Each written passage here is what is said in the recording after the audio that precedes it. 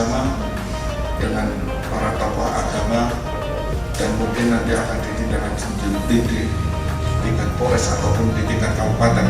Bapak Kapolda melalui Direktur Intelkam melakukan silaturahim dengan kita semua. Tujuannya adalah untuk mempererat hubungan antara Polda Gorontalo dengan lembaga-lembaga dan ormas-ormas Islam dan agama lainnya.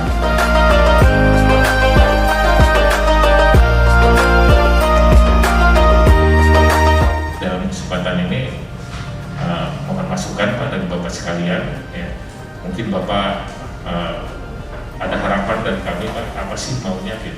Ya. Saya ingin polisi itu kayak gini Pak Kapolda, saya masih lihat dalam polisi yang arogan apa segala macam. Ini tentunya ini masukan yang sangat berharga dan akan kita lakukan evaluasi.